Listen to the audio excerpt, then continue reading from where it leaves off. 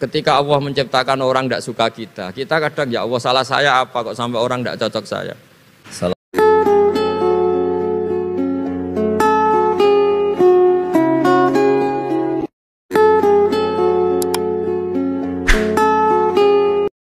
Assalamualaikum warahmatullahi wabarakatuh.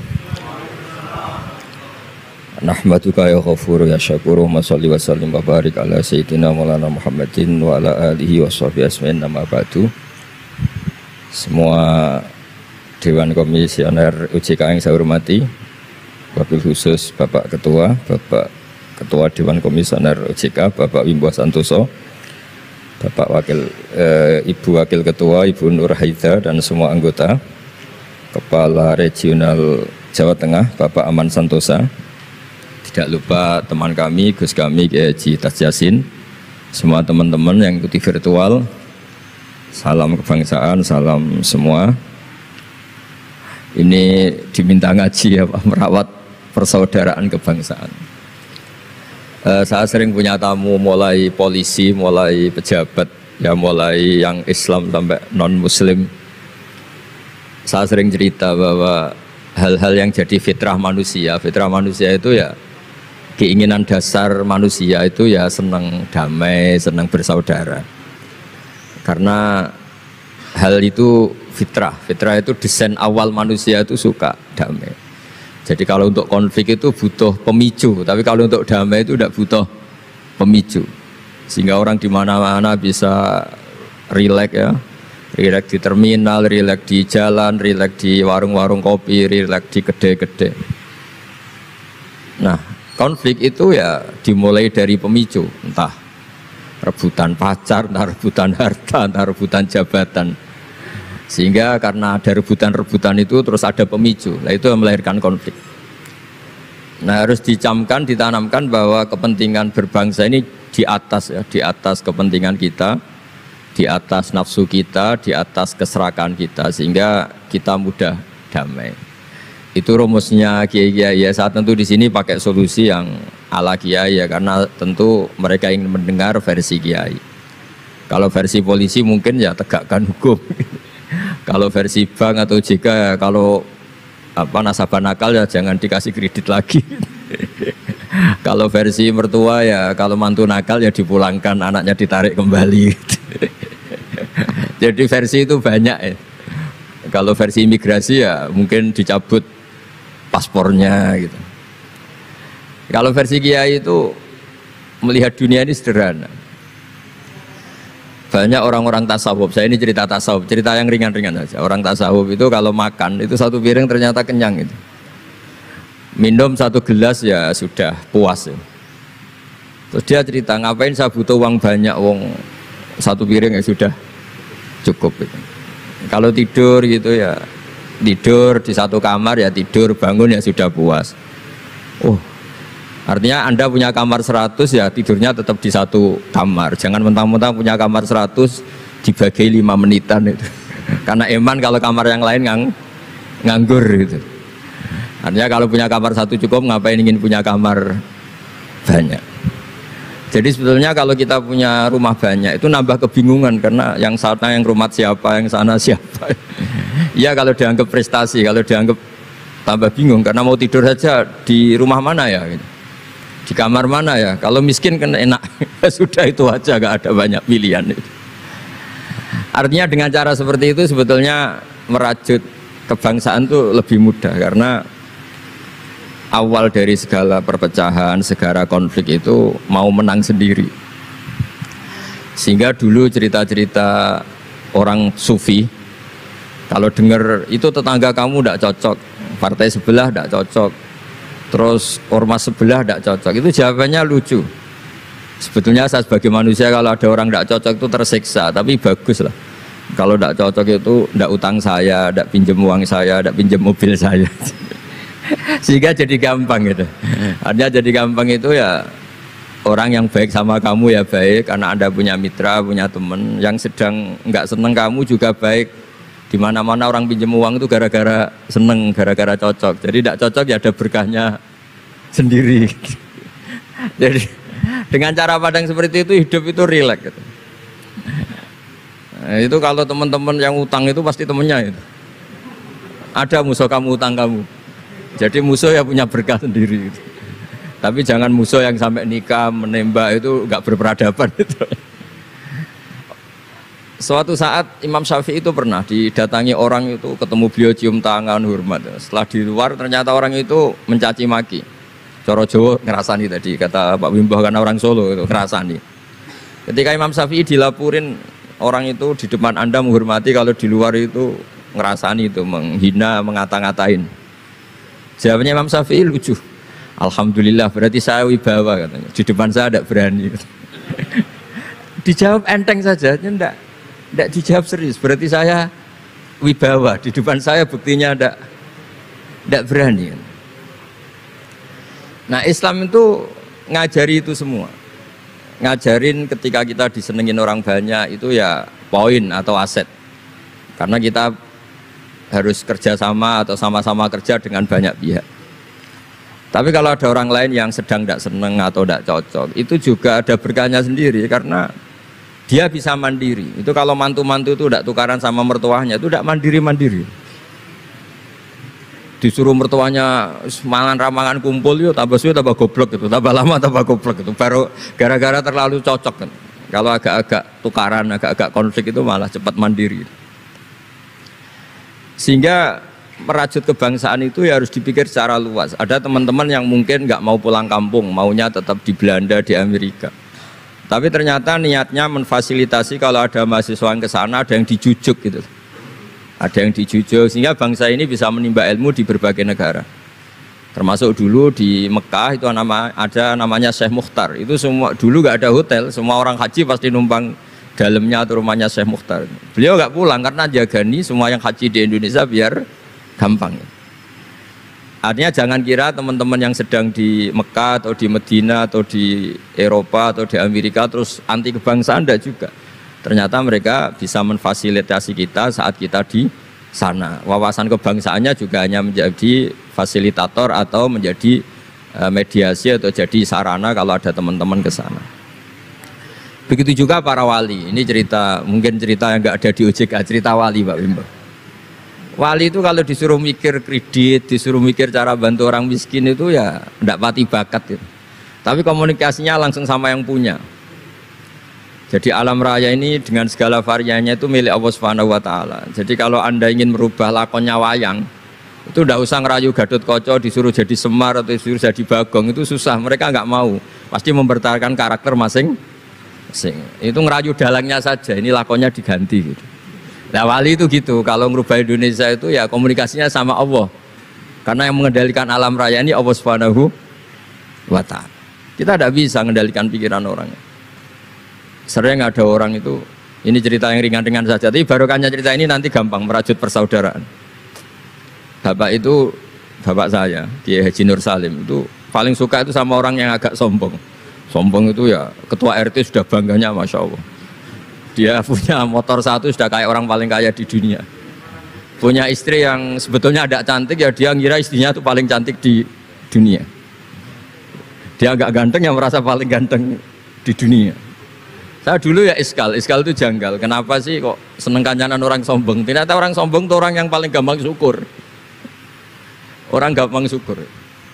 Tapi kalau ketemu orang yang kelihatannya sopan, apa saya hanya RT, apa saya hanya di OJK, saya ada menteri, menteri saya ada presiden. Presiden merasanya presiden di negara ketiga, dunia ketiga, bukan presiden superpower. Ketemu orang-orang yang tidak pernah puas itu kesannya tawadhu, ternyata pasnya itu tidak pernah puas, tidak pernah syukur. Lah yang sombong ternyata tidak sombong, dia gampang syukur. Ketua RT aja sudah merasa kayak presiden. Hanya pegawai OJK aja sudah merasa bangga, padahal dibuat suruhan Pak Simbo. Tapi senengnya nggak disuruh seragam, udah seragam semua. Saking senengnya. Iya, bangga banget ya, bangga banget. Jadi sama, sebetulnya kita jadi warga Indonesia berKTP Indonesia sudah harus seneng. Nggak gampang orang punya negara itu udah. Coba orang-orang yang sekarang di Amerika di mana-mana itu orang Indonesia itu ya kangen rumah. Itu untuk kangen ke sini itu harus berbiaya 100 juta untuk pulang. Kita tidak usah kangen, sudah di Indonesia, itu sudah luar biasa. Nah, sama-sama kerja atau saling memberi kontribusi. Saya sering punya analogi ya. Saya sering diskusi sama banyak rektor di Indonesia. Bagus mana kerja sistem modern sama sistem kiai?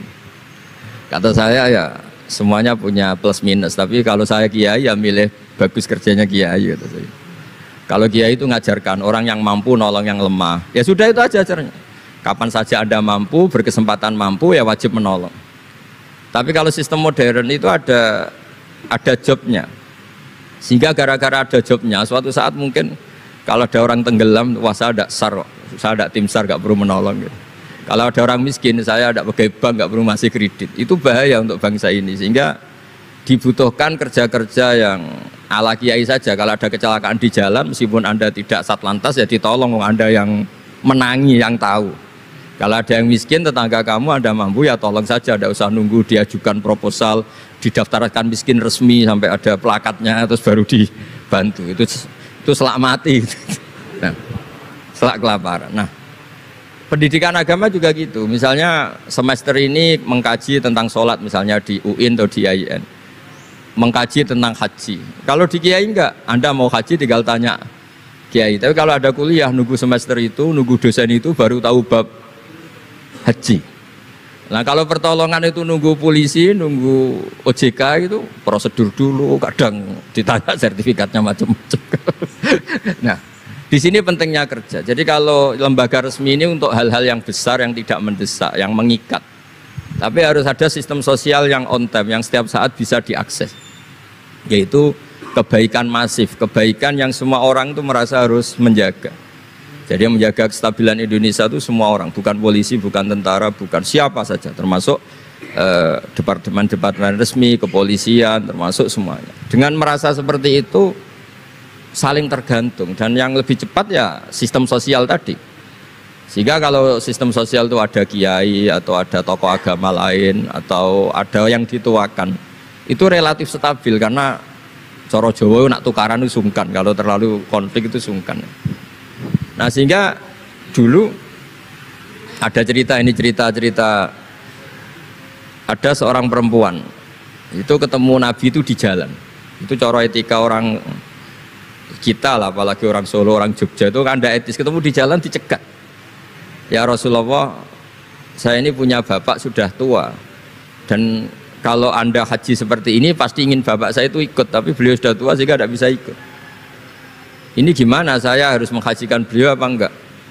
Sama Nabi saat itu dijawab, kalau bapak kamu punya utang, kamu yang bayar, cukup enggak? Ya cukup ya Rasulullah. Ya sudah, seperti itu. Artinya cukup Anda hajikan. Kemudian oleh Imam Bukhari itu dibabkan lucu, babnya itu unik. Bab boleh tanya tokoh di jalan. Jadi tidak tentang hajinya, tapi tokoh itu harus siap menjawab pertanyaan meskipun sedang di jalan. Tidak usah nunggu sowan di rumah atau antri inden daftar tamu. Nah, itu jadi pelajaran bagi kita. Jadi kebaikan itu kita wajibkan dulu ke siapapun yang mampu dan berkesempatan. Sehingga kalau kita misalnya ketemu orang tenggelam, meskipun kita tidak pegawai SAR atau tidak yang bertugas di pantai itu, ya kalau Anda mampu, ya selamatkan. Kalau ada kebutuhan tertentu masyarakat, misalnya sakit, Anda berkemampuan minjemin mobil untuk diantar ke rumah sakit, ya kewajiban Anda, bukan nunggu dinas resmi yang mengambil. Jadi kebaikan yang diwajibkan ke dinas resmi ya monggo, kita loyal, kita dukung, kita support. Tapi kewajiban yang diwajibkan atas nama agama bagi yang mampu itu tidak boleh hilang, karena ini yang langsung bersentuhan dengan masyarakat. Coba kemarin pas Covid misalnya, banyak teman-teman saudara kita yang pulang kampung. Ketika lembaga resmi belum ngurus itu, yang ngurus ya keluarga, sanak famili, mereka pulang, mangan ramangan kumpul, ya ada, alhamdulillah ada yang kelaparan. Kenapa tidak ada yang kelaparan? Karena sistem sosial itu jalan, orang kok medit atau kikir sama tetangga, sama keluarga itu pasti diadili masyarakat. Dan masyarakat sepakat urusan makan itu sepele, sehingga mereka pulang ya ikut Pak D-nya, Pak Leknya, ikut mbahnya, itu semuanya bisa makan. Bisa ngopi-ngopi, bisa rokok-rokok, dia tetap santai aja normal. Bahkan banyak yang nganggur itu seneng. Barokahnya nganggur yang ngutangi tidak nagih katanya. Kalau tidak, jadi ya dianggap ringan saja hal-hal seperti itu. Nah, khawatir saya kalau saya pernah baca kitab di karangan seorang ulama besar, Al-Hayatul Ulya, otoritas besar dalam satu sistem negara, itu harus diakui sebagai bagian dari kebaikan masif. Tapi kebaikan masif yang nggak boleh hilang adalah kebaikan yang nggak punya otoritas, karena ini jumlahnya lebih besar. Ya tadi misalnya kecelakaan di jalan itu kan tidak bisa kebetulan ada mobil patroli atau mobilnya Satlantas atau lembaga resmi tertentu yang nangani kecelakaan. Yang nangani ya orang-orang di jalan yang menangi itu terus diantar ke rumah sakit atau ngabari keluarganya. Sehingga kata Nabi, kullukum ra'in wa kullukum mas'ulun an ra'iyati. Semua kita ini menjaga kedamaian, menjaga kemakmuran, semua kita jaga sistem sosial, semua kita menjaga kebaikan. Nah dari semua itu dibikinlah di era modern lembaga-lembaga formal. Tapi jangan juga lembaga formal menghilangkan sistem fitrah manusia tadi, yang fitrahnya ingin baik dan itu ada di mana-mana dan kapan saja. Dan Allah kalau menciptakan sesuatu itu pasti luar biasa. Saya sering ditanya sama orang-orang, Gus gunane Indonesia seneng cangkruk itu apa? Anggap aja itu tim SAR paling on time katanya. Itu kalau ada orang bingung, yang ditanya pertama ya orang-orang nganggur di pertigaan itu. Ini rumahnya mana? Kalau ada orang bingung yang nanya itu. Kalau ada orang kecelakaan yang nolong ya itu. Artinya sistem sosial yang sudah ada itu nggak boleh diambil alih lembaga. Karena kalau itu iya, kita kekurangan kekuatan apa? Sosial. Jadi ini penting saya utarakan supaya kebaikan-kebaikan bersama ini saling melengkapi, bukan saling mengadili, bukan saling merasa paling superior. Saya sering guyonan begini, kalau ada rapat ketahanan pangan, yang rapat itu merasa superior karena punya rumus yang luar biasa. Tapi apa artinya rumus itu kalau petani nggak mau nanam padi? Petani itu tidak usah rapat, tapi nanam padi itu otomatis jaga ketahanan apa? Pangan. Sistem sosial juga sama. Di kampung itu kalau ada orang jahat atau sinis, itu pasti nggak punya teman. Monggo Gus Yasin ini rawuh. Ini alhamdulillah Gus Yasin rawuh. Mau Gus? Biar jejer Pak Ketua, dia di situ ada. Oh mau di. Mari Gus. Jangan tetap di aja. Itu.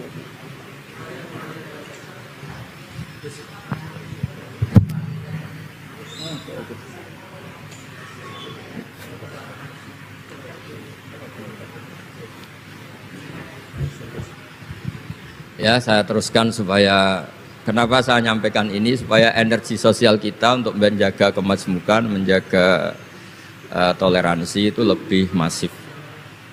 Di beberapa daerah itu ya banyak masjid jejer gereja di Tuban, di Jakarta, dan ketika buktinya nggak ada apa-apa yaitu simbol perdamaian. Di beberapa daerah ya banyak orang Islam, bosnya itu non muslim, atau sebaliknya non muslim bosnya muslim. Atasan juga banyak begitu, atasannya muslim. Itu kan contoh sosial yang sudah masif. Justru karena didiskusikan, diseminarkan itu menjadi kayak kita baru mulai.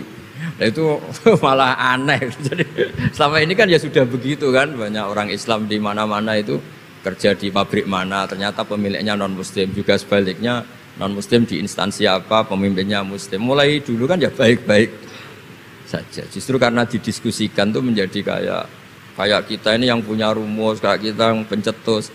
Padahal sistem sosial kita sudah sedemikian harmonis, sudah sedemikian baik. Ketahanan pangan juga sama. Ketika belum ada rapat darurat pangan apa, petani yang lugu-lugu yang nanam padi, barokahnya itu stok padi itu banyak. Begitu juga mereka melahirkan sistem kerja yang nggak punya ladang, kerja di yang punya ladang, dan kalau itu didolimi atau nggak digaji, ada embargo sosial, terus tidak mau kerja di situ. Sehingga yang nggak baik juga akan baik karena dipaksa oleh sistem sosial. Jadi sebelum ditangkap polisi karena tidak baik, itu sudah diadili sosial, itu diadili hukum sosial. Nah, hal-hal seperti ini harus jadi perangkat bersama untuk menjaga kebaikan bersama. Makanya saya sering bilang, Sistem sosial itu segala-galanya. Di antara sistem sosial itu adalah lembaga resmi. Jangan dibalik, lembaga resmi itu menata sistem sosial. Sebelum ada lembaga resmi itu sudah ada sistem sosial. Sehingga sebelum ada negara ini, kiai-kiai atau tokoh agama yang lain ya urun rembuk untuk mengusir penjajah, untuk memberi makan tentara yang berjuang di kampung-kampung, dikasih ketela, dikasih apa saja lah yang bisa mereka bertahan hidup. Nah, ini penting diutarakan supaya semua masyarakat itu merasa bahwa mereka ikut dan harus merawat negara ini. Kullukum ra'in wa kullukum mas'ulun an ra'iyati. Semua kalian adalah penjaga dan semua kalian dimintai tanggung jawab Allah, kontribusi Anda terhadap bangsa ini, terhadap komunitas Anda, terhadap sistem sosial Anda. Sehingga kemudian terus jalan. Lah dimulainya dari mana? Kata Nabi, dimulai dari keluarga Anda. Sehingga semua orang nggak lempar tanggung jawab. Kalau anak saya miskin ya salah saya. Kalau anak saya terlantar ya salah saya. Kalau istri saya terlantar ya salah saya. Sehingga jangan karena ada sistem modern, setiap ada yang miskin menyalahkan menteri sosial misalnya. Setiap ada apa nyalahkan menteri terkait. Itu hukum seperti itu bikinan kita. Yang hukum Allah permanen itu ya setiap anak kita terlantar salah kita. Nah barokahnya merasa salah itu tidak mudah menyalahkan orang lain, termasuk tidak menyalahkan instansi tertentu atau departemen tertentu. Ini penting supaya orang itu evaluasi, merasa salah. Barokahnya merasa salah itu orang tidak menyalahkan orang lain. Jadi negara ini tidak mudah chaos dengan kultur menyalahkan pihak lain. Betapa baiknya agama ini. Jadi kalau berdoa disuruh mulai dengan Rabbana dzalamna anfusana. Ya Allah, saya ini mendolimi diri kita sendiri. Wong yang punya kewajiban saya kok menyalahkan orang lain. Saya kalau guyon itu sering begini. Teman-teman kita yang satu kampus atau satu pondok atau satu kampung, itu kalau kaya itu pasti jadi sumber disalahkan. Misalnya Anda punya teman yang dulu sama-sama miskin, tahu-tahu jadi bupati atau gubernur. Terus itu tarif utang kamu ya dinaikkan. Dulu zaman sama-sama miskin paling pinjam uang hanya 10.000, gara-gara jadi bupati atau gubernur BI misalnya atau ketua OJK, utangnya dinaikkan bukan sesuai Anda tapi sesuai jabatan teman kamu. Masa punya teman gubernur kita utang 100.000, pantasnya ya utang modal 100 juta. Dan kalau nggak ngutangin, wah katanya teman deket, ternyata nggak mau dipinjemin. Jadi punya kultur menyalahkan orang lain. Dia SDM-nya hanya ketua RT, gara-gara punya teman gubernur atau presiden atau apa. Inginnya ya lebih tinggi lagi. Jadi bukan berdasar kapasitas dia, tapi kapasitas temannya. Itu juga bagian dari kesalahan yang kita ciptakan. Sehingga agama mengatur orang itu tidak boleh melebihi batas SDM-nya. Orang itu tidak boleh melebihi batas apa? SDM-nya. Kadang-kadang kita sama, ketika anak kita terlantar, bilang di Pak D sugih ya ora nyafaati, punya Pak D kaya juga tidak memberi syafaat, punya teman kaya tidak. Jadi tidak menyalahkan dirinya, tapi menyalahkan teman atau keluarganya yang kaya. Itu juga awal bencana kemajmukan. Jadi kebanyakan nuntut. Makanya Nabi berkali-kali ngendikan ketika kamu di zaman akhir wa alika bi khosayati nafsik wada angka amrol amah. Kalau sudah ada badai apa saja, badai ekonomi, badai sosial atau badai apa saja, urusi diri kamu sendiri. Itu bukan Nabi menanamkan egois itu enggak, justru menanamkan kebersamaan. Barokahnya orang itu sibuk ngurus keluarganya sendiri, itu enggak kepikiran nyalakan orang lain. Jadi orang kadang salah tafsir itu justru seakan-akan kita diajarin untuk egois itu enggak. Berkahnya ngurus diri sendiri, ketika kita sudah terurus tidak membebani sama orang lain. Dan berkahnya ngurus diri sendiri juga tidak gampang mengkomplain orang lain, karena kita merasa punya kewajiban sendiri. Tapi kalau kita ini terlalu modern, orang nggak punya uang, ini tanggung jawab Menteri Keuangan, kalau miskin tanggung jawab Menteri Sosial, kalau ada jalan rusak tanggung jawab PU. Oke, secara hukum kenegaraan misalnya mereka berkewajiban tugas itu. Tapi kalau itu untuk alasan menyalahkan, semangat kita menyalahkan. Dan agama itu tidak mengajari seperti itu. Agama itu mengajari Rabbana dzalamna anfusana. Ya Allah, saya ini merasa mendolimi diri sendiri. Nah dengan seperti itu enak. Enak cara hukum sosial kayak tadi. Ketika Allah menciptakan orang tidak suka kita kadang ya Allah salah saya apa kok sampai orang tidak cocok saya. Kamu lupa Allah mendesain orang tidak cocok kamu supaya ada utang kamu, tidak ganggu kamu. Barokahnya tidak cocok itu tidak minta uang kamu. Nah itu yang saya ingin ditiru. Jadi perilaku-perilaku ulama-ulama besar kayak Imam Syafi'i itu kalau tadi berkali-kali saya ngomong ya Abu Abdillah, panggilannya Imam Syafi'i ya Abu Abdillah, orang itu tidak cocok kamu. Ya baguslah dia merdekakan saya, dia tidak akan pinjam uang saya, tidak pinjam mobil saya, tidak akan ganggu saya, tidak cocok. Kalau dia hajatan juga tidak ngundang kamu, jadi tidak cocok itu ya barokahnya ya banyak. Nah kenapa banyak kiai tidak dimintai rembukan masyarakat padahal dituakan? Karena kalau semuanya minta rembukan kiai itu disarankan mondok semua. Padahal barokahnya negara ini ya ada yang kuliah, ada yang jadi polisi, ada yang jadi tentara. Kalau rembukan semua sama kiai disarankan mondok semua. Nanti yang jadi polisi siapa, yang jadi dokter siapa. Nah barokahnya kadang-kadang kiai ditinggalkan, nggak diajak rembukan itu ya varian-varian profesi itu banyak. Kiainya juga ada harus tersinggung. Ini katanya nuakan saya, apa-apa diputuskan sendiri, ada usah seperti itu ya biasa aja. Jadi kemajmukan, menjaga kemajmukan itu dimulai dari semua orang merasa berkewajiban menjaga perdamaian ini, menjaga keharmonisan ini. Tentu dimulai dari merasa wajib pada dirinya. Ini penting supaya tidak ingin menyalahkan orang lain atau terbersit menyalahkan orang lain. Terus kedua, bahagia dengan dirinya tadi. Misalnya orang yang paling miskin di Indonesia, itu ternyata tadi saya utarakan, saya punya kitab-kitab tasawuf banyak. Itu lucu-lucu dan jadi gampang hidup. Misalnya dia miskin makan satu piring kenyang. Kenapa saya harus korupsi? Kenapa saya harus mencuri? Wong makan satu piring juga sudah kenyang. Terus dia menghitung orang sampai kaya raya itu makannya sampai meninggal, misalnya 60 tahun, jumlahnya sama orang miskin ternyata jumlah yang dimakan yang sama, jumlah yang diminum ya sama. Terus ada pertanyaan, saya pernah digugat juga pas dalam satu acara.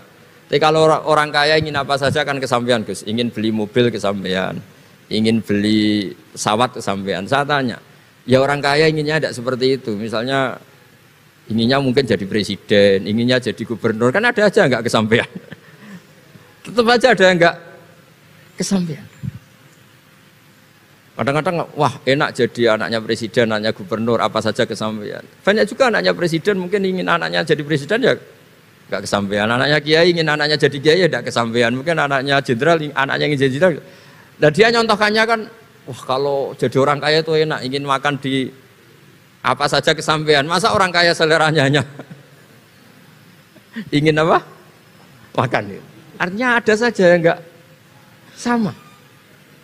Misalnya orang jadi raja Arab Saudi, ada aja nggak kesampaian. Mungkin bayangkannya ya tidak ada yang demo, tidak ada yang komplain, semua anak yang diinginkan putra mahkota jadi ya tidak gampang kesampaian.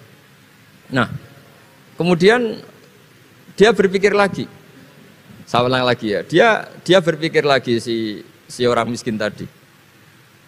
Misalnya dia ke hutan atau ke gunung, wah enak jadi bupati, gubernur, apa-apa difasilitasi negara. Terus dia mikir, tapi mereka punya atasan. Ditegur atasannya takut, diatur atasannya takut. Kok enak saya nggak punya apa? Atasan. Tapi intinya itu bagi saya semua itu harus dikawal oleh hukum. Jadi melakukan perintah Allah itu nikmat. Sehingga Anda misalnya ketua OJK atau gubernur atau wakil gubernur atau kiai, nikmat tertinggi itu karena melakukan perintahnya Allah Subhanahu wa taala. Kita disuruh jaga Indonesia, disuruh jaga keluarga. Kalau nikmatnya itu subjektif sepihak, kita puas kalau ingin seperti yang kita inginkan. Itu enggak akan ada puasnya karena nafsu kita itu kalau guyonan orang-orang tasawuf, kamu dikasih dunia seisinya dan lipatannya, tamak kamu atau keinginan kamu itu tidak akan tercapaikan, tidak akan terpuaskan. Karena manusia itu ya sudah nggak ada batasannya. Makanya kalau guyonnya dulu kan ada orang tirakat, kalau megang apa saja jadi emas. Dia bayangkan jadi kaya, jadi top. Ternyata pertama dia megang saka rumahnya, tiang rumahnya jadi emas.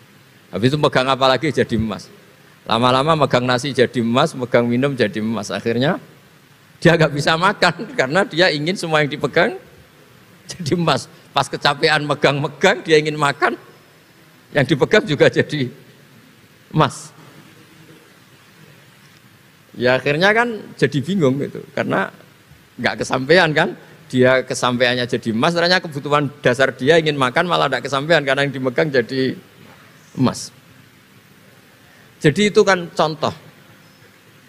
Sejahtera juga sama. Anda bayangkan misalnya kalau punya mobil, punya uang tabungan, punya apa, semuanya kesampaian enak itu. Semua yang kamu inginkan kesampaian itu enak.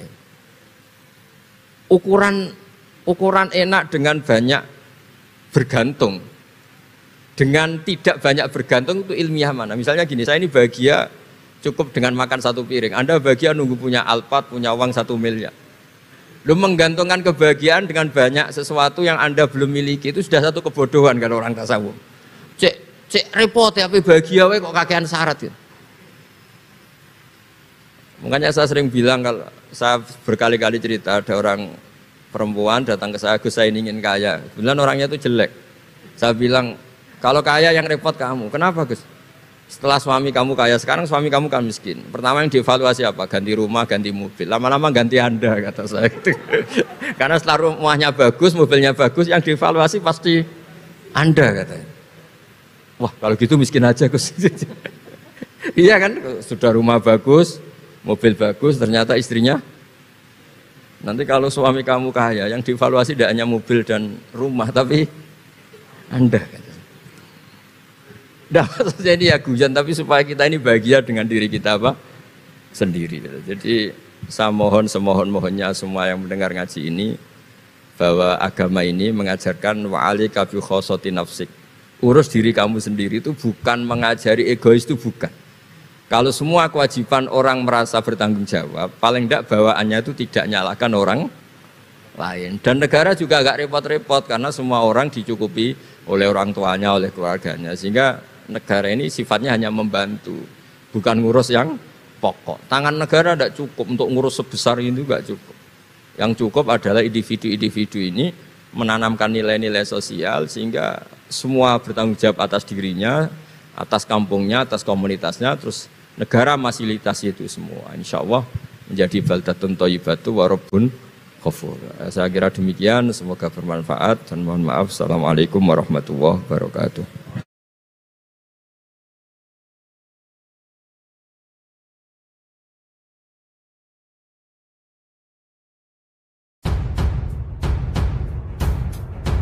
Assalamualaikum warahmatullahi wabarakatuh. Pemirsa Hidayah Rabbi yang budiman, generasi muda adalah penerus peradaban, harapan bagi agama, bangsa, dan umat manusia. Dalam dunia yang semakin kompleks ini, memahami agama dengan benar dan mendalam menjadi kebutuhan yang tidak bisa ditawar. Namun di tengah derasnya arus informasi, banyak dari kita yang terjebak pada narasi yang dangkal, hanya sekedar mendengar tanpa memahami. Disinilah pentingnya mengaji kepada ulama yang tidak hanya populer, tetapi juga memiliki wawasan luas seperti Gus Baha. Gus Baha adalah contoh nyata seorang ulama yang tidak hanya mumpuni dalam ilmu agama, tetapi juga mampu menjelaskan Islam dengan cara yang sederhana, penuh kasih dan relevan dengan kehidupan yang modern. Gus Baha memadukan kecerdasan intelektual dengan keikhlasan hati, menjadikan ilmu agama terasa hidup dan menyentuh akal serta jiwa. Beliau tidak hanya berbicara tentang hukum-hukum agama, tetapi juga menanamkan nilai-nilai kearifan, moralitas, dan keindahan Islam yang hakiki. Mengaji kepada ulama seperti Gus Baha bukan sekadar belajar ilmu, tetapi juga belajar bagaimana menjadi manusia yang memahami esensi kehidupan.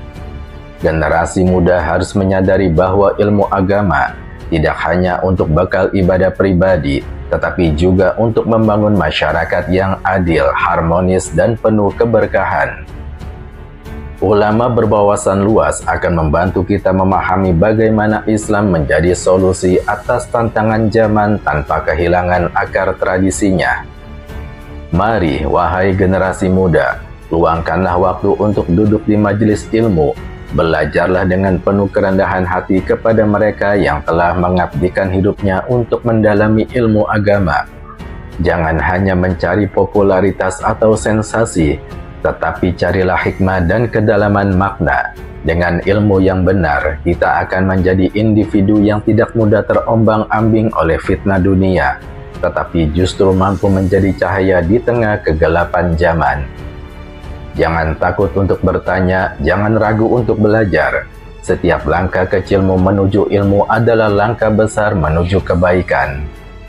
Ingatlah, Rasulullah SAW bersabda, barang siapa yang menempuh jalan untuk menuntut ilmu, maka Allah akan memudahkan baginya jalan menuju surga. Jadikanlah mengaji kepada ulama yang berwawasan luas sebagai salah satu ikhtiar hidupmu. Dengan itu, kamu bukan hanya menjadi pribadi yang cerdas secara intelektual, tetapi juga berkarakter kuat dan bijaksana. Dunia membutuhkan generasi yang tidak hanya bersemangat, tetapi juga memiliki landasan ilmu yang kokoh. Saatnya bangkit generasi muda, jadikan ilmu sebagai cahaya yang menerangi jalan. Belajarlah dari ulama terbaik seperti Gus Baha, agar ilmu yang kamu serap mampu menjadi bekal untuk dunia dan akhirat. Pemirsa Hidayah Rabbi yang budiman, dalam Islam, bertanya kepada ahlinya adalah bagian dari adab dalam menuntut ilmu. Hal ini ditegaskan oleh Allah Subhanahu wa Ta'ala dalam Al-Quran yang artinya, kami tidak mengutus sebelum engkau Nabi Muhammad, melainkan laki-laki yang kami beri wahyu kepadanya. Maka bertanyalah kepada orang-orang yang mempunyai pengetahuan, jika kamu tidak mengetahui. Quran Surat An-Nahl ayat 43. Ayat ini adalah perintah langsung dari Allah kepada hambanya yang menghadapi kebingungan atau ketidaktahuan, agar tidak mengambil keputusan atau pemahaman tanpa dasar ilmu. Bertanya kepada ahlinya menjadi jalan untuk mendapatkan penjelasan yang benar, baik dalam perkara agama maupun kehidupan dunia. Mengapa harus bertanya kepada ahlinya? Pemirsa Hidayah Rabbi yang budiman, karena ulama yang mumpuni memiliki keahlian yang didasarkan pada perjalanan panjang belajar, berdialog dan mengkaji kitab-kitab klasik maupun kontemporer. Mereka memahami agama dengan pendekatan yang menyeluruh, sehingga mampu memberikan jawaban yang tidak hanya sesuai teks, tetapi juga relevan dengan konteks kehidupan saat ini. Dalam dunia yang penuh informasi seperti sekarang, tidak semua yang kita temui di media atau masyarakat adalah kebenaran. Salah mengambil sumber dapat membawa seseorang pada pemahaman yang keliru, bahkan menyimpang. Ulama atau ahli yang benar memiliki amanah untuk menjaga kemurnian ilmu, sehingga mereka menjadi rujukan utama yang dapat diandalkan. Dalam Islam, tradisi bertanya adalah salah satu kunci perkembangan ilmu pengetahuan. Para sahabat Nabi Muhammad SAW tidak pernah ragu bertanya kepada beliau untuk memperjelas perkara, meskipun terkadang pertanyaan mereka terlihat sederhana. Bertanya kepada ahlinya adalah cara kita menyambung mata rantai keilmuan Islam dari generasi ke generasi. Islam juga mengajarkan adab dalam bertanya agar proses mencari ilmu membawa keberkahan. Berikut adalah beberapa adab yang perlu diperhatikan. Bertanya bukan untuk mendebat atau menunjukkan kepintaran, melainkan untuk memahami kebenaran. Rasulullah SAW bersabda, sesungguhnya amal itu tergantung pada niatnya. Hadis riwayat Imam Bukhari dan Imam Muslim. Ketika bertanya, gunakan bahasa yang baik dan hindari sikap merendahkan atau memaksakan kehendak. Santun dalam bertanya menunjukkan penghormatan kepada orang yang lebih berilmu. Ulama adalah manusia yang juga memiliki keterbatasan waktu dan tenaga. Bertanya pada saat yang tepat akan memudahkan mereka memberikan jawaban yang optimal. Bertanya bukan hanya tentang menyampaikan pertanyaan, tetapi juga mendengarkan dengan hati dan pikiran terbuka terhadap jawaban yang diberikan. Islam sangat melarang seseorang berbicara atau berfatwa tanpa ilmu. Dalam sebuah hadis, Rasulullah SAW bersabda, barang siapa berfatwa tanpa ilmu, maka dosa itu atasnya. Hadis riwayat Abu Dawud dan Ibnu Majah. Pemirsa Hidayah Rabbi yang budiman, Bahaya tidak bertanya kepada ahlinya adalah munculnya kebingungan di tengah masyarakat. Pendapat yang tidak berdasar dapat menimbulkan fitnah, perpecahan atau bahkan tindakan yang bertentangan dengan syariat. Oleh karena itu, ulama yang berkompeten menjadi penjaga umat dari penyimpangan. Rasulullah Shallallahu Alaihi Wasallam sendiri menjadi teladan utama bagaimana seseorang yang lebih mengetahui memberi jawaban kepada yang tidak mengetahui. Ketika seorang sahabat bertanya tentang hukum berwudu dengan air laut, Rasulullah Shallallahu Alaihi Wasallam menjawab dengan sederhana, airnya suci dan bangkainya halal. Hadis riwayat Abu Daud dan At-Tirmizi. Pemirsa Hidayah Rabbi yang budiman, jawaban ini menunjukkan bahwa Nabi Shallallahu Alaihi Wasallam tidak memperumit perkara, tetapi menjawab dengan cara yang sesuai kebutuhan dan memberikan kemudahan bagi umatnya. Para sahabat juga selalu mengutamakan bertanya kepada Rasulullah atau sahabat lain yang lebih alim untuk mendapatkan pencerahan.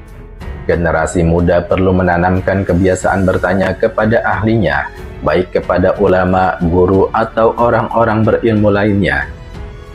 Dengan bertanya, kita membuka pintu pemahaman, menghindari kebingungan, dan memupuk rasa rendah hati. Ulama seperti Gus Baha adalah contoh figur yang tidak hanya menguasai ilmu, tetapi juga mampu menjelaskan dengan bahasa sederhana dan membumi. Jangan ragu untuk bertanya, karena pertanyaan yang tulus adalah awal dari ilmu yang berkah.